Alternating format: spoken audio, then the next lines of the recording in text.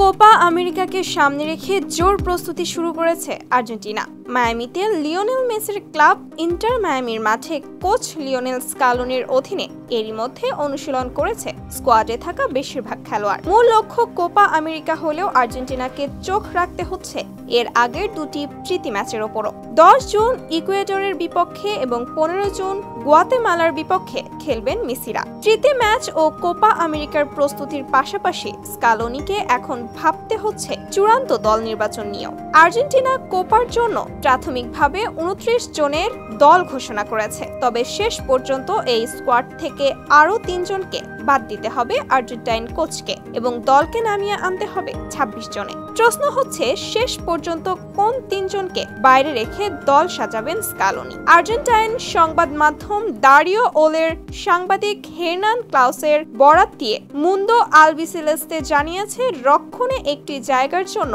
লড়াই করছেন 3 ডিফেন্ডার।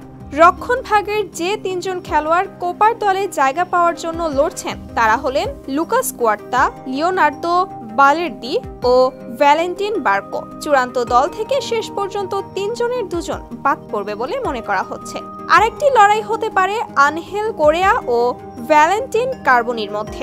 এ দুজন মূলত মিডফিল্ডের খেলোয়াড়। তাদের 2 জন থেকে যে কোনো একজনকে হয়তো শেষ পর্যন্ত দলের সঙ্গে রাখবেন স্কালোনি। তবে দলের সবাই যদি ফিট থাকেন তবে আর্জেন্টিনার কোপা আমেরিকার চূড়ান্ত দলে Giovanni Lo Celso, Alejandro Garnacho ও নিকোলাসের গঞ্জালেসের থাকা অনেকটাই নিশ্চিত বলে জানিয়েছে একাধিক আর্জেন্টাইন সংবাদ মাধ্যম। 21 জুন কানাডার বিপক্ষে ম্যাচ দিয়ে কোপা অভিযান শুরু করবে আর্জেন্টিনা। 26 জুন চিলির বিপক্ষে এবং 30 জুন পেরুর বিপক্ষে গ্রুপ পর্বের বাকি ম্যাচ দুটি খেলবে।